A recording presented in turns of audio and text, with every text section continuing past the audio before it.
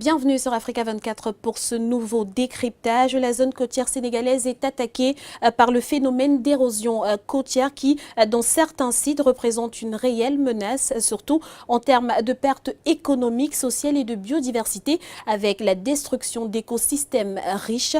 Selon les calculs de certains experts, le littoral connaît une élévation moyenne du niveau marin de 1,4 mm par an, ce qui est cohérent avec les données admises pour l'ensemble du globe.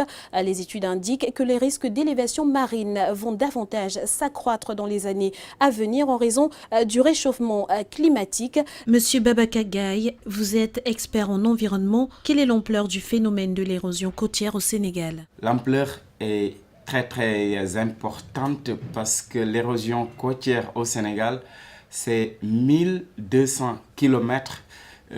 C'est plusieurs villes qui sont menacées, notamment la presqu'île du Cap-Vert, la ville de Saint-Louis, la Petite Côte, c'est-à-dire de Saint-Louis à Hambourg en passant par Joal, mais c'est également les îles du Saloum, c'est également la Verte Casamance. Donc l'ampleur est très grande et il y a, selon une dernière étude de l'UNESCO, les pertes estimées par cette ampleur-là, c'est presque 600 milliards, à peu près 915 millions d'euros sont les pertes estimées pour l'érosion côtière actuellement au Sénégal. Quelles sont les zones et régions les plus touchées par l'érosion côtière? C'est la presqu'île du Cap-Vert, c'est la ville de Saint-Louis qui est appelée à disparaître si rien n'est fait. C'est la Petite Côte de Saint-Louis à Hambourg en passant par Joal, les îles du Saloum, la Casamance. Mais les zones les plus touchées sont la presqu'île du Cap-Vert, mais également la ville de Saint-Louis, où on aperçoit ces derniers temps la disparition de maisons, de villages et de zones. Comment en est-on arrivé à une telle situation d'avancement de la mer, phénomène climatique ou action humaine? En fait, les deux. Les facteurs sont multiples, hein, des facteurs anthropiques, mais également naturels. L'extraction du sable marin, l'extraction des sédiments, mais également l'avancée naturelle de la mer, le réchauffement climatique. En tout cas, à Saint-Louis, l'extraction du sable marin dans la zone où nous nous trouvons, c'est-à-dire la langue de Barbarie, y est pour beaucoup de choses. Et malheureusement, l'État n'a pas mis en place, en tout cas jusqu'à aujourd'hui, un dispositif permettant aux populations locales de ne pas extraire le sable marin. Quand on extrait, la mer avance. Et quand la mer avance, parfois ça fait des dégâts et les dégâts vont jusqu'à faire disparaître complètement de la carte du Sénégal des villages entiers. À Saint-Louis, l'érosion côtière est perceptible au niveau de la langue de Barbarie, où de nombreuses habitations sont menacées de disparition. La situation est-elle préoccupante aujourd'hui? Mais la situation est plus que préoccupante, la situation est désastreuse.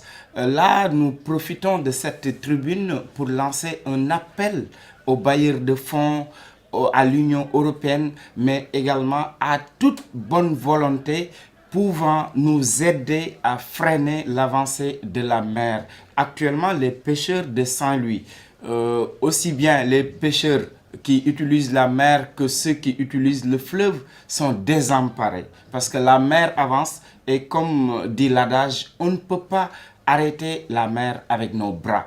Il nous faut des moyens, il faut un cadre juridique, mais également il faut construire ces murs-là qui coûtent certainement presque 100 millions d'euros. Le coût est assez exorbitant, c'est 600 milliards. Mais gérer, c'est prévoir. Donc, nos dirigeants doivent faire un effort, ne serait-ce que de façon échelonnée, pour mettre ce mur-là. Quelles en sont les conséquences économiques et environnementales? Mais les conséquences économiques et environnementales sont très nombreuses. Mais je vais juste vous en citer quelques-unes. Quand des maisons sont détruites par la mer, les pêcheurs sont obligés de se mouvoir vers l'intérieur de la ville de Saint-Louis. C'est-à-dire être à des dizaines de kilomètres de leur lieu de travail. D'habitude, partout, c'est pas uniquement au Sénégal, mais les gens veulent habiter dans le littoral. Et un littoral, ça se protège. Un littoral, c'est le tourisme. Les plages, ça fait rentrer des devises. Donc actuellement, les conséquences touristiques, les conséquences économiques, mais également les conséquences sociales, parce que Saint-Louis, la pêche y occupe une place hyper importante. Les mesures prises aujourd'hui par les autorités sont-elles suffisantes pour freiner l'érosion côtière au Sénégal? Sinon, en tant que technicien, quelles sont les mesures que vous suggériez aux autorités? La mesure urgente à faire, c'est mettre un mur et reboiser. Encourager vivement le reboisement au niveau du littoral, au niveau de ces 1200 km, au niveau de ces différentes villes que nous avons citées un peu plus tôt, la presqu'île du Cap-Vert, la ville de Saint-Louis, la Petite Côte, mais également les îles du Saloum et la Casamance. Au regard de l'ampleur du phénomène, peut-on encore espérer une réduction de l'érosion côtière au Sénégal, tant la situation est aujourd'hui désastreuse? Mais actuellement, à l'heure où je vous parle, comme rien n'est fait, je peux dire que voilà, les choses restent en l'état. Si l'État et les bailleurs bougent, il n'est pas encore trop tard de sauver les meubles. Les choses peuvent s'améliorer si nous sentons que l'État est derrière pour prendre cette question-là à bras le corps. Parce que les pêcheurs, aussi pauvres ou aussi riches soient-ils, ne peuvent pas régler ce problème. C'est un problème national que la République du Sénégal doit prendre et régler définitivement.